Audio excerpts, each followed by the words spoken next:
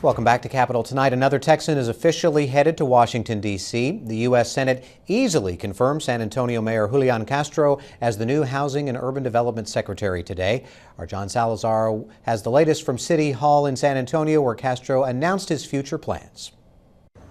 The future former mayor of San Antonio made his big announcement here at City Hall.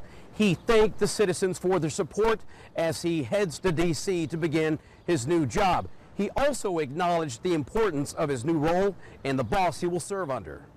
I want to thank President Obama for his confidence in me. In one of his last public appearances as San Antonio's top elected local official, Julian Castro explained his reason for public service. And that is to help create the opportunity that I experienced in my own life. The rising Democratic star now will become one of the highest ranking Hispanic government officials. I think of HUD as the Department of Opportunity. HUD plays a unique role in helping to foster prosperity in our nation.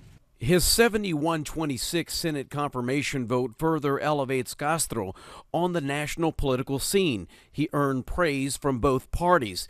Texas Senator John Cornyn voted yes for the 39-year-old Mexican-American.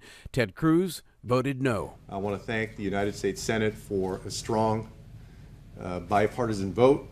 Council member Shirley Gonzalez points to the mayor's local record as a meter with which to gauge his future national success. Specifically regarding education and the revitalization of downtown and some of the urban areas that we know that we need a lot of revitalization, and he was a real champion for that. There's a lot of great work that's happening here in San Antonio, and San Antonio has helped set the standard during these last few years. Experience which may prove fruitful as Castro moves into his new role as the nation's top urban development executive. A lot of cities can learn things from what folks on the ground in San Antonio have done. And of course that will be on my mind as I go forward. Before he can move forward, an interim mayor must be selected, a job now up to the city council. No word on when they will make that decision. In downtown San Antonio, John Salazar, Capitol Tonight. Thank you, John. And Julian Castro is not the first San Antonio mayor to join a presidential cabinet. Former Mayor Henry Cisneros served as HUD Secretary under President Clinton. Castro will also be joining his twin brother in D.C. Joaquin Castro is a U.S. congressman.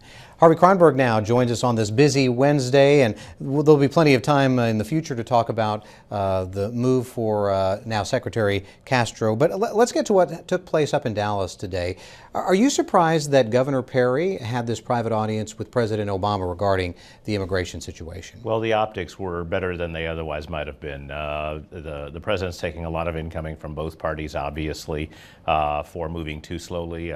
Congressman Henry Cuellar from Laredo has been particularly outspoken.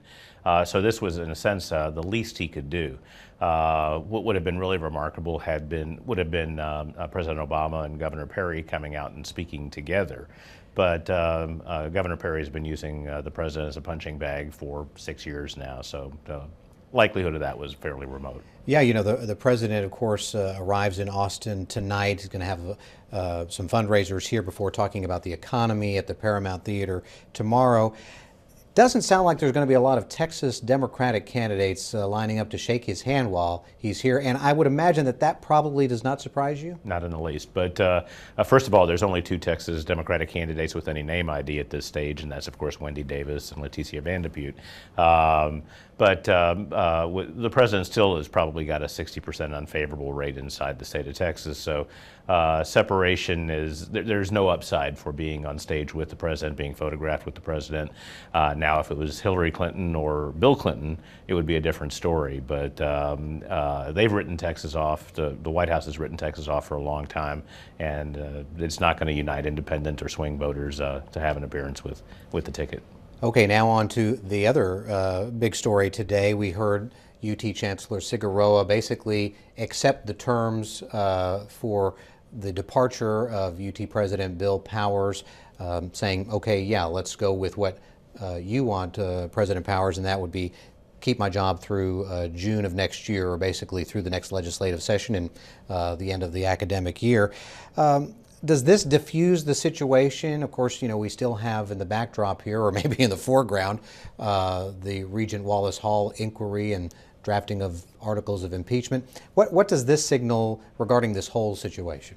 This signals, first of all, that the governor, to a large degree, is increasingly a lame duck in this environment. Second, I think that it was very unseemly for Chancellor Figueroa, who's had an otherwise distinguished career, to essentially do a bum's rush out of the blue and demand an immediate resignation. There's something going on that we don't know, that he was under some kind of enormous pressure, and I think that the backlash was much more than he anticipated.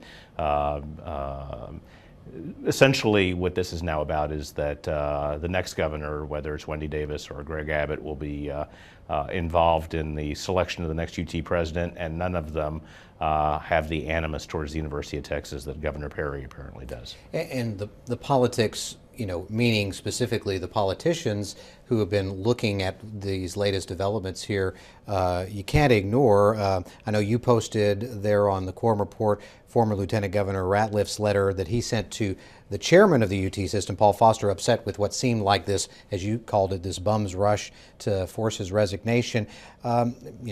Senator Rodney Ellis tweeted about this. You had many other politicians in the Powers corner there.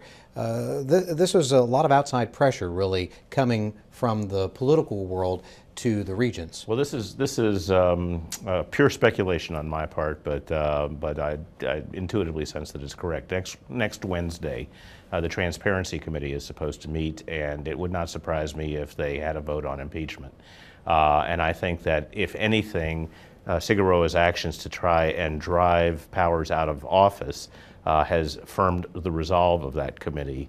And so if you had gotten the resignation and then Wallace Hall was impeached, that the vote was successful to impeach him, as I said earlier, the optics were going to be terrible on that for the university and for Figueroa, who, in my opinion, otherwise has had a very illustrious career.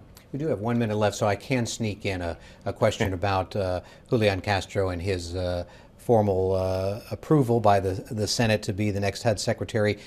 A lot of people think that this is, as we heard, elevating his stature, maybe even potentially a vice presidential candidate, some speculate.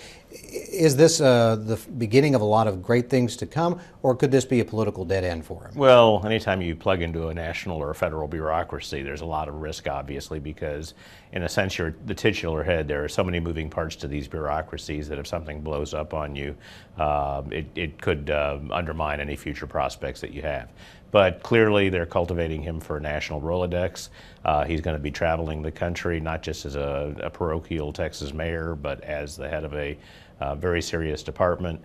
And unless a scandal were to explode inside HUD, it augurs well for the now future former mayor of San Antonio. Lots to talk about today. Thanks very much, Hari, for your input. That's it for tonight's show. Tomorrow we're talking more about the situation at the border with a Democratic congressman we just mentioned who drew national attention this week for his take. Representative Henry Cuellar joins us for a one-on-one interview from Washington. He'll talk about his criticism of the president's handling of the situation, what he's experienced as one of the first lawmakers to visit the detention facility in McAllen. That's tomorrow night at 7. Thanks for joining us.